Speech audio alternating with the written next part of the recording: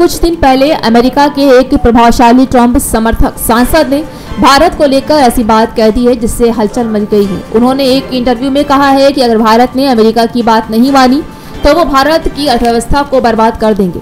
ये शब्द इतने तीखे और धमकी भरे हैं कि सुनने वालों को भी झटका लग गया है। दरअसल ये पूरा मामला अमेरिका और भारत के बीच कुछ व्यापारिक फैसलों को लेकर था।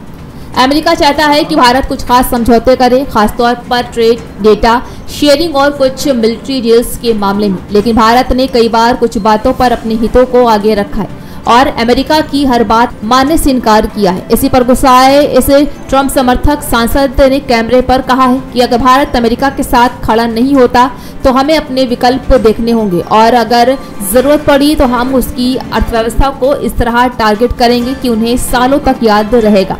ये बात सीधी धमकी थी, जी हाँ, और वो भी ऐसे देश को जिसे अमेरिका दोस्त कहता है। जहां देश के आम लोग सोशल मीडिया पर गुस्से में हैं, वहीं कुछ पत्रकारों और एक्सपर्ट्स ने भी इस बयान की आलोचना की है।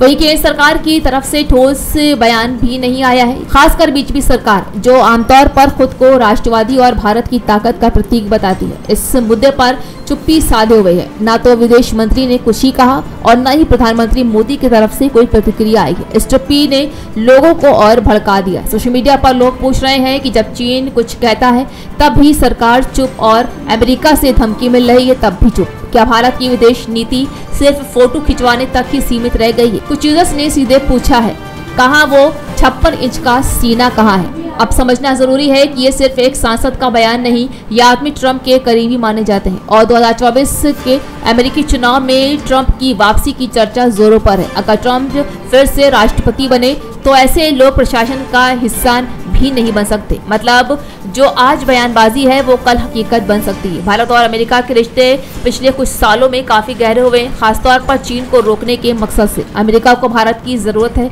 और भारत को अमेरिका की टेक्नोलॉजी, व्यापार और सुरक्षा की मदद की। लेकिन जब दोस्त ही धमकी देने लगे तो रिश्तों पर सवाल उठना लाजमी है। कई एक्सपर्ट कह रहे हैं कि भारत को अब स्पष्ट और ठोस बयान देना चाहिए। अमेरिका को बताना चाहिए कि हम कोई छोटा देश नहीं है जिसे दबाया जा सके। हम दोस्ती निभाना जानते हैं लेकिन धमकी से डरने वाले नहीं। दूसरी ओर कुछ लोग कह रहे हैं कि सरकार को चुप रहना भी एक रणनीति हो सकती है।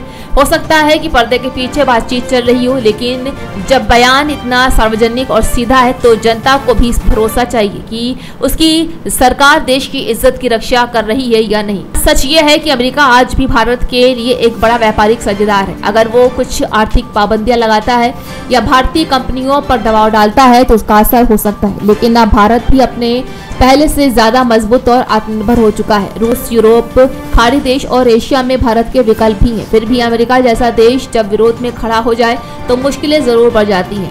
लोग अब सवाल कर रहे हैं कि क्या भारत को अमेरिका पर इतना निर्भर होना चाहिए? क्या हमें अपनी विदेश नीति को और स्वतंत्र बनाना चाहिए? क्या बीजेपी सरकार सिर्फ झुककर विदेश नीति चला रही है? इस पूरी कहानी में सबसे दुखद बात यह है कि जब भारत की इज्जत पर हमला होता है तो सरकार की चुप्पी डराने लगती है।